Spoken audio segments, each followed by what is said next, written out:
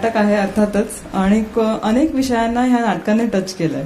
सर्वप्रथम मी कोण आहे मी याची ओळख करून देते. मी डॉक्टर दीप्ती देशपांडे.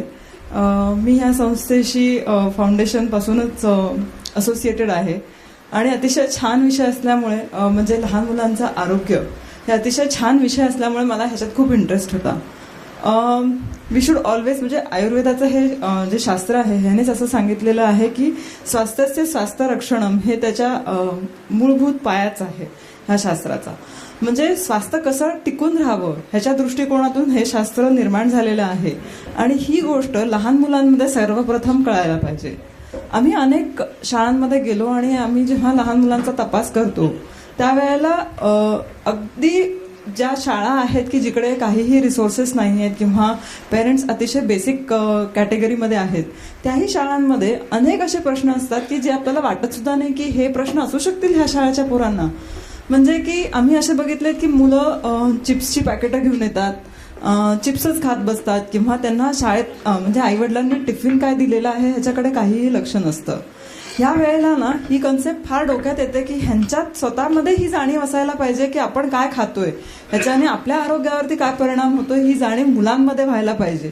कारण की पालक खूप विचार करतात की पोरांनी असं खावं अमुक खावं, पण मग ते त्यांच्या मनात पोचत नाही. आणि हे का पोचत नाही ह्याचा पुरेपूर आणि छान अभ्यास करून प्रज्ञाने हे नाटक लिहिलं. Nutrition in a very creative way she try to depict through हर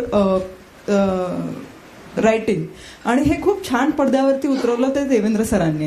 ह्या दोघांसाठी एकदा अगदी कडकडून सगळ्यांनी टाळ्या वाजवायला पाहिजे.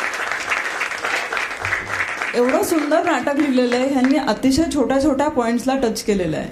ॲज अ डॉक्टर किंवा ॲज अ वैद्य म्हणून मला असं वाटतं की हे जे पॉइंट्स आहेत जसं की पर्सनल हायजीन, ड्रिंकिंग वॉटर, त्याच्यानंतर TV बघत जेवणं, त्याच्यानंतर डिनर टाईम, म्हणजे ही आता मला असं वाटतं की लोक पावलेली गोष्ट आहे की dinner time is such a quality time, लोक पावलेली गोष्ट आहे. त्याच्यानंतर एक्सरसाइज करणं म्हणजे फिजिकल ट्रेनिंग असणं हे फार महत्वाचं आहे. ह्या सगळ्या गोष्टींना ह्या छोट्या छोट्या पॉइंट्सला ह्यांनी ह्या नाटकामार्फत टच करायचा प्रयत्न केलेला आहे.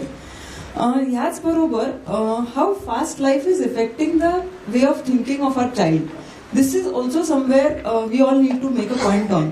म्हणजे की एवढा कमी वेळ आहे, एवढ्या कमी वेळात मी मजा करायची आहे, मी टाइमपास करायचा आहे की मी गप्पा मारायच्या की मी जेवायचं आहे की मी वॉशरूमला जायचंय, ह्या अशा छोट्या छोट्या गोष्टी लहान मुलांच्या मनात हे प्रश्न येत असतात. ह्याची उत्तरं नाही आहेत का, तर ह्याची उत्तरं आहेत.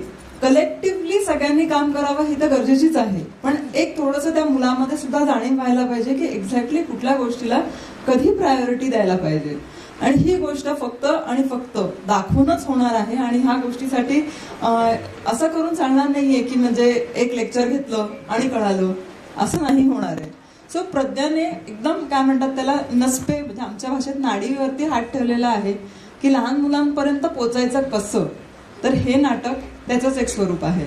ओव्हर टू प्रज्ञा आणि निलेश फॉर फर्दर प्रोसिडिंग्स. कारण की एवढी छान संस्था आहे, संस्था काय काय करते अजून हे समजून घेण्यासाठी ह्या दोघांकडनं आपण ऐकायला उत्सुक आहोतच. I would invite them on the stage please.